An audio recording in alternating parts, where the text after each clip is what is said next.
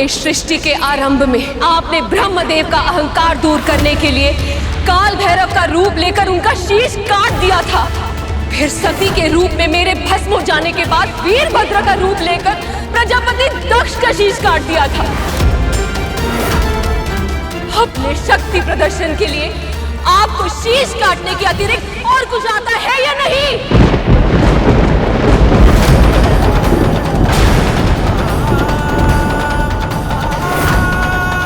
उत्तर दीजिए महादेव।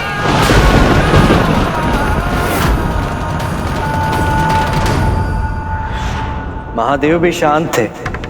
वे जानते थे कि मां पार्वती उस समय जिस मानसिक स्थिति में थी, उस भावुकता में वो ना तो सत्य सुन पाती और ना ही उसे समझ पाती।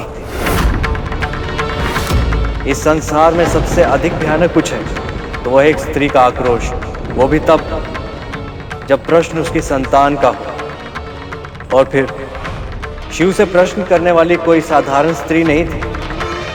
आदि शक्ति का स्वरूप स्वयं मां पार्वती थी।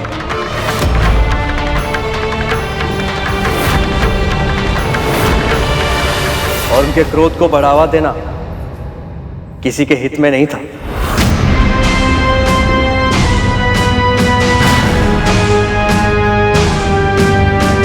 फिर क्या हुआ गुरुदेव? वो ही जो माता पिता को झगड़ा करते देखकर संतानों के साथ सदैव होता है।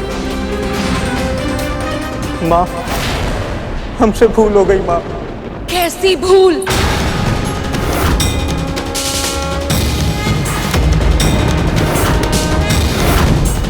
हमें नहीं पता था माँ कि जो बालक हमें कैलाश में प्रवेश करने से रोकने का प्रयास कर रहा था वो आपका पुत्र है।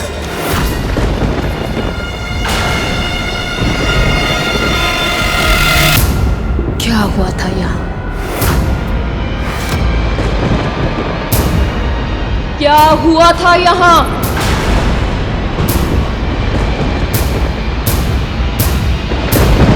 मैंने पूछा क्या हुआ था यहाँ?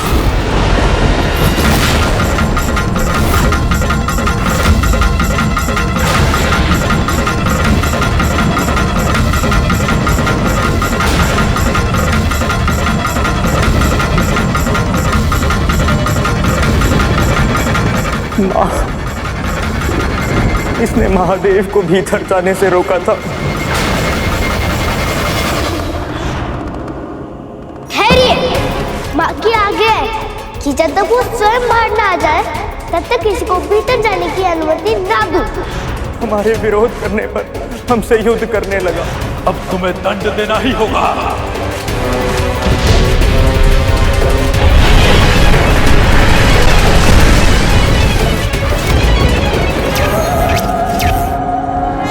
आपके दिए हुए दंड से देवताओं तक की दुर्गति कर दी थी इसने।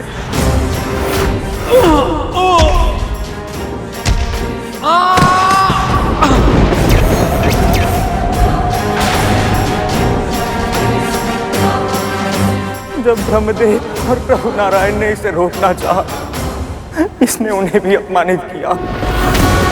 वैसे ब्रह्मदेव आपको मुझे उपदेश देने का या दंड देने का अधिकारी क्या है? बालक,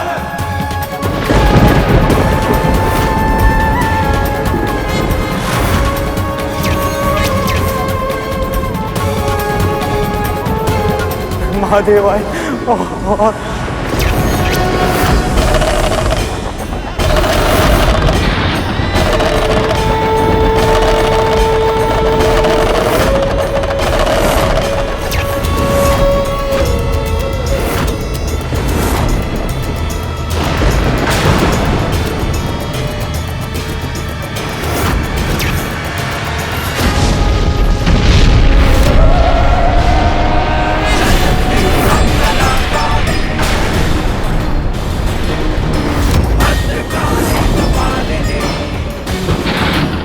नंदी को माँ ने तो अनंत काल में भेज दिया।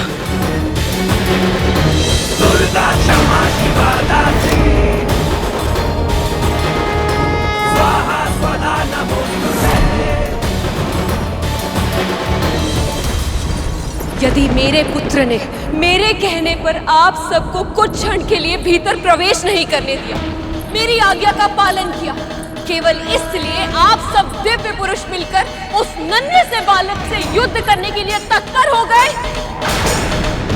कुछ क्षण भीतर नहीं आने दिया तो आप सब दिव्य पुरुष मिलकर उससे युद्ध करेंगे, उसे उत्तेजित करेंगे, मिलकर उसका वध करेंगे।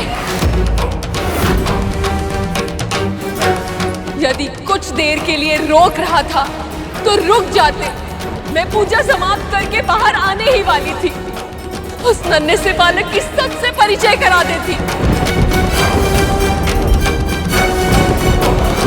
लेकिन इस पूरे संसार की धैर्य की परीक्षा लेने वाले स्वयं धैर्य नहीं रख पाए।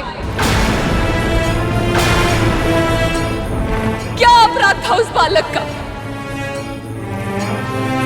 क्या इंद्र का पद मांग रहा था या ब्रह्मदेव का पद छीनना चाहता था वो?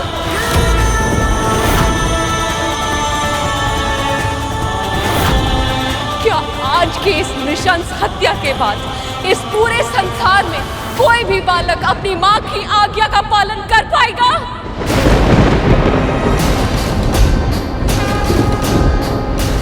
क्या इस पूरे ब्रह्मांड में कोई भी बालक अपनी मां के मुख से निकले हुए शब्द की रक्षा के लिए किसी के विरुद्ध खड़े होने का साहस जुटा पाएगा? साहस जुटा पाएगा? साहस जुटा पाएगा? साहस जुटा पाएगा?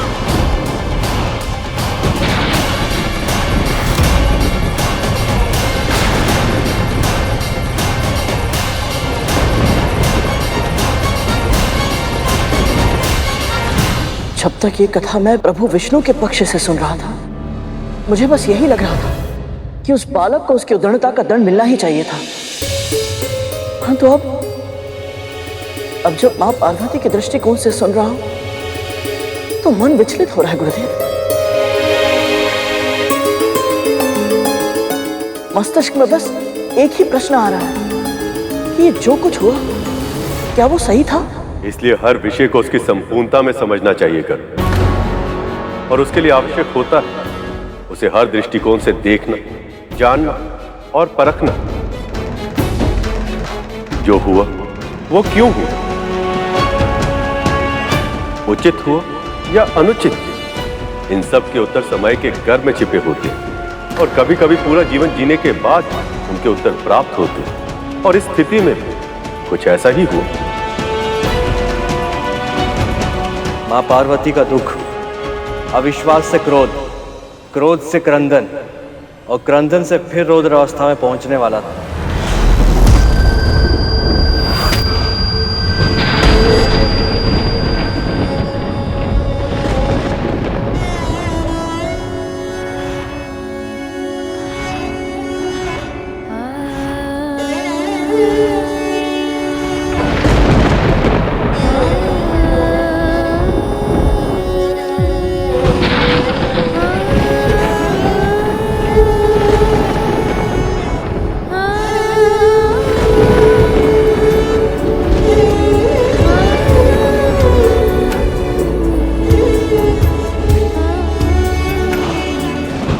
मैंने पहले भी इसे जीवित किया था, मैं इसे फिर से जीवित कर सकती हूँ।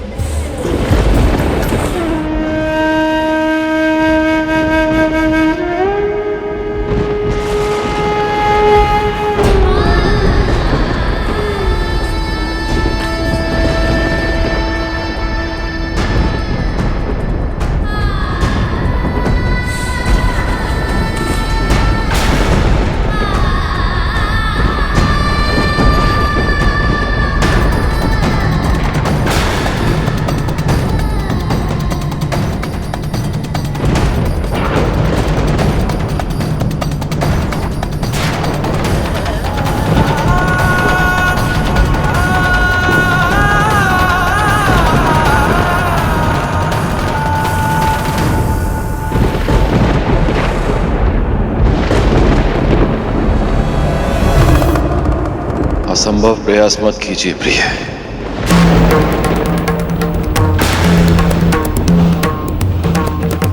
मेरे त्रिशूल से जो एक बार भस्म हो जाए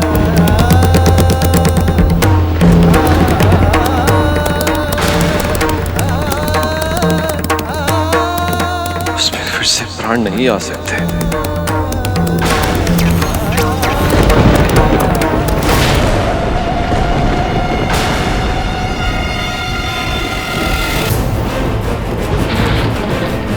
यदि मेरा पुत्र जीवित नहीं हुआ तो इस संसार का कोई भी प्राणी नहीं बचेगा।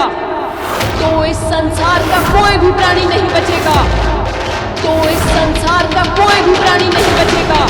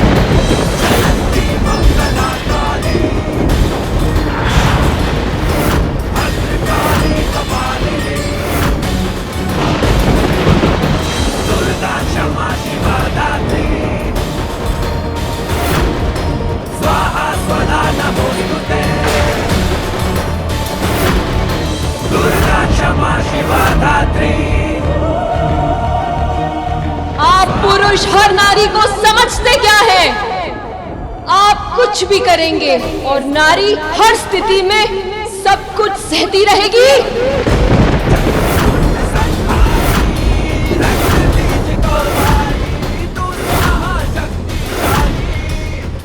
भ्रम में है आप। यदि एक नारी संसार को जन्म दे सकती है तो वो संसार को नष्ट भी कर सकती है।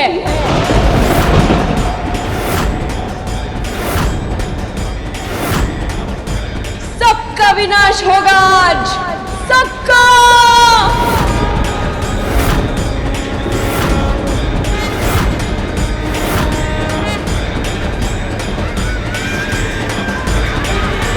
यदि मेरे पुत्र को जीवन का वरदान नहीं मिलेगा तो मृत्यु ने सबका वरण करेगी आज।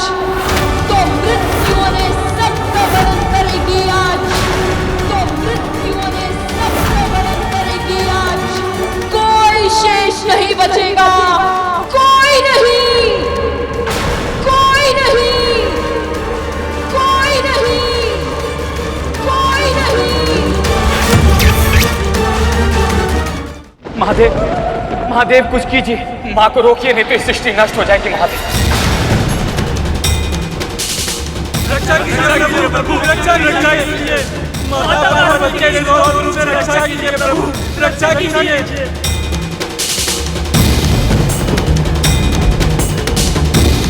नारायण, जो आपके मन में है वही भय मुझे भी है ब्रह्मदेव। इस समय तो महादेव भी आदिशक्ति पार्वती को नहीं रोक पाएंगे।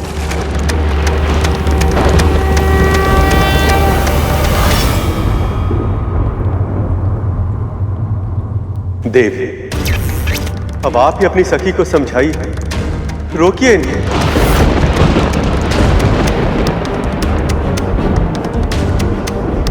समझने की आवश्यकता सभी को है जिनके सामने एक माँ के पुत्र का कोई महत्व नहीं, किंतु मेरे सामने महत्व है। और मैं सखी पार्वती के साथ हूँ।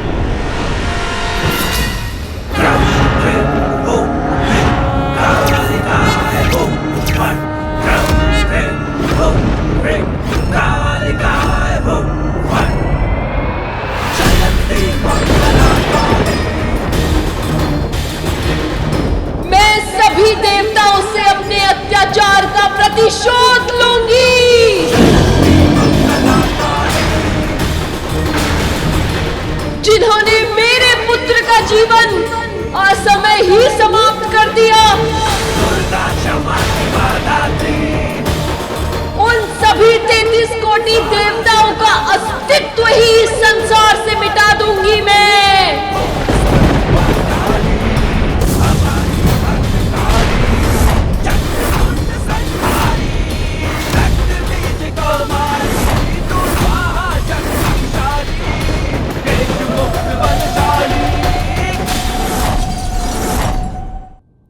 मां के उस रूप का वर्णन करने में मैं भी असमर्थ हूं।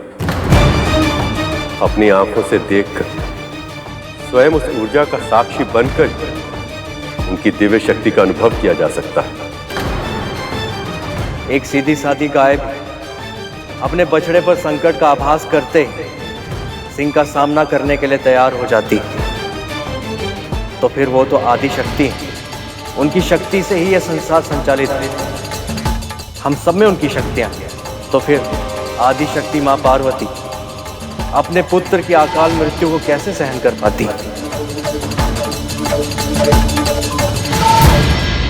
फिर क्या हुआ गुरुदेव? आवेश में कड़कती बिजली की तरह कौंधते हुए मां आदि शक्ति संसार के विनाश के लिए तत्पर हो गई।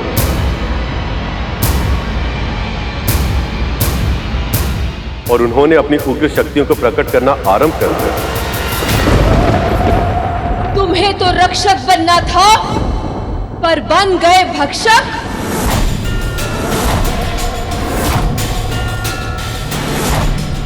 इस संहार का आरंभ तुमने किया था, परंतु अंत अब मैं करूंगी।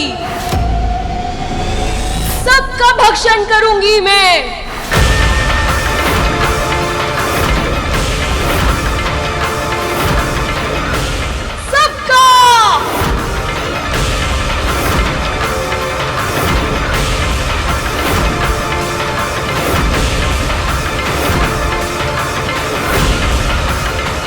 ये क्या कर दिया मैंने?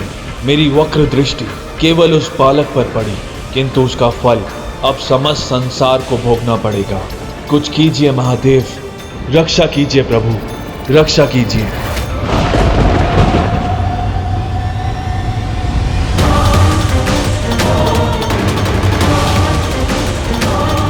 इस संकट से सृष्टि की रक्षा कीजिए प्रभु, रक्षा कीजिए।